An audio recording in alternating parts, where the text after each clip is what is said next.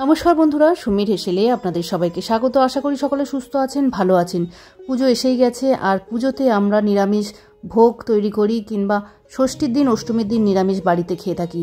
ঠাকুরের ভোগের জন্য বা বাড়িতে নিজেদের নিরামিষ খাওয়ার জন্য এই 15 মিনিটের পনিরের রেসিপিটা একবার বানিয়ে রাখুন, অসাধারণ লাগবে এবং খুব চটজলদি হয়েও যাবে। এখানে আমি নিয়েছি পনির, আর এখানে নিয়েছি আমি কাজু বাদাম। এখানে আমি 12টার মতন কাজু বাদাম নিয়েছি, গোটা কাজু, আপনারা ভাঙা কাজু নিতে পারেন। আর 10টার মতন এখানে নিয়েছি কিশমিশ। কাজু আর কিশমিশের সাথে আমি নিয়েছি এখানে 3টে কাঁচা লঙ্কা, একটা গোটা টমেটো মাঝারি সাইজের, সাথে দিয়েছি 2 টেবিল চামচ সাদা তিল। এখানে সাদা তিলের পরিবর্তে কিন্তু চালমগজ ব্যবহার করা যেতে পারে। দিয়েছি 2 চামচ আমুল দুধ, আর সমস্ত কিছু দিয়ে একটা মিহি পেস্ট তৈরি করে নেব। অল্প জল দিয়ে পেস্টটা তৈরি করব। আর এদিকে যে পনিরটা নিয়েছি, পনিরটাকে আমি ছোট ছোট পিস করে কেটে নেব। আপনারা আপনাদের পছন্দ অনুযায়ী সাইজ ও শেপে কিন্তু পনিরগুলোকে কেটে নিতে পারেন। পনিরগুলোকে টুকরো টুকরো করে কেটে নিয়ে নেব। আপনারা আমি একটু পনিরগুলোকে 3 কোনা করে কেটেছি, আর আপনারা যেরকম পছন্দ সেরকমভাবেই পনিরগুলোকে কেটে নিতে পারেন। আমি এখানে মিল্ক পনির নিয়েছি। পনিরটা ভালোভাবে কাটা হয়ে গেলে আমি এটাকে, সমস্ত কটা পনির কাটা হয়ে গেছে, এবার এই পনিরগুলোকে আমি ভেজে নেব।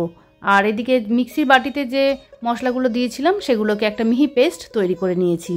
কড়ার মধ্যে এবারে দিয়ে দেব হচ্ছে ঘি। আমি এখানে ঘি আর সাদা তেল মিশিয়ে রান্নাটা করব। শুধু ঘিতেও করা যায়, কিন্তু ঘি শুধু দিলে কি হবে, একটু রিচ হয়ে যাবে। আর হচ্ছে অনেকেই শুধু ঘিয়ের খেতে চান না, তাই একটু সাদা তেল আর ঘি মিশিয়ে করেছি। 1 চামচ ঘি আর 1 চামচ সাদা তেল দিয়ে পনিরগুলোকে একটু লালচে করে ভেজে নেব। বেশি পনির একসঙ্গে দিয়ে দেবেন না, অল্প অল্প পনির দিয়ে ভাজবেন। আমি এখানে অনেকগুলো পনির একসঙ্গে দিয়ে ফেলেছি ভুলো করবে, কিন্তু আপনারা অল্প অল্প করে পনির দিয়ে উল্টে পাল্টে একটু হালকা কালার ধরা পর্যন্ত পনিরগুলোকে ভেজে নেবেন। পনিরগুলো হালকা লালচে কালার ধরেছে এবং পনিরগুলোকে ভেজে সমস্ত কটা কড়াই থেকে তুলে নিয়েছি। পনির ভাজার তেলটা যে রয়েছে সেই তেল থেকে অনেকটা বেশি তেল রয়ে গেছে, তেলটা একটু কমিয়ে নিয়ে এর মধ্যে 2 ছোটো এলাচ, একটা তেজপাতা ফোড়ন দিয়ে, ফোড়নের গন্ধ বেরোলে যে বেটে রাখা মশলাটা করে রেখেছিলাম কাজু বাদাম বাটার যে পেস্টটা, সেই পেস্টটা দিয়ে সমানে নাড়তে থাকবো। এবং গ্যাসটা কিন্তু একদম সিমে রাখতে হবে, কারণ যেহেতু কাজু বাদাম আছে তাই পুড়ে যাওয়ার সম্ভাবনা কিন্তু খুব বেশি। তাই কড়াতে যাতে না লেগে যায় সমানে নেড়ে নেড়ে মশলাটাকে কষিয়ে নিতে হবে। এবং মশলাটা কষানোর সময় যে মশলার বাটি আছে সেই বাটিটাতে অল্প জল দিয়ে ধুয়ে নিয়ে মশলাটাকে কষাতে হবে। অল্প অল্প জল দিয়ে খুব ভালোভাবে মশলাটাকে কষিয়ে নিতে হবে, যাতে কাজু বাদামের কাঁচা গন্ধটা না থাকে, তিলের কাঁচা গন্ধ যাতে না পাওয়া যায়। খুব ভালোভাবে যখন মশলা কষানো হয়ে আসবে মোটামুটি, তখন এর মধ্যে দিয়ে দেবো স্বাদ মতো নুন আর সামান্য চিনি, আর 1/4 টিস্পুনের মতো গোলমরিচ গুঁড়ো। সমস্ত কিছু দিয়েও মশলাটাকে খুব ভালোভাবে মিশিয়ে নেব। নুনটা স্বাদ অনুযায়ী দেবেন। আর চিনিটা হচ্ছে, যেহেতু কিশমিশ দিয়েছি একটু মিষ্টি ভাব থাকবেই, তাই খুব অল্প একটু চিনি এখানে আমি ব্যবহার করেছি। সমস্ত কিছু দিয়ে ভালো করে কষিয়ে নিয়ে এখানে আমি দিয়ে দেবো 1 কাপের মতন দুধ দিয়ে ভালো করে যখন মশলাটা ফুটে উঠবে, এর মধ্যে ভেজে রাখা পনিরগুলোকে দিয়ে দেবো। দিয়ে ভালো করে 2-3 মিনিটের মতো নাড়াচাড়া করে পনিরগুলো ওই গ্রেভির সঙ্গে ফুটতে দেবো।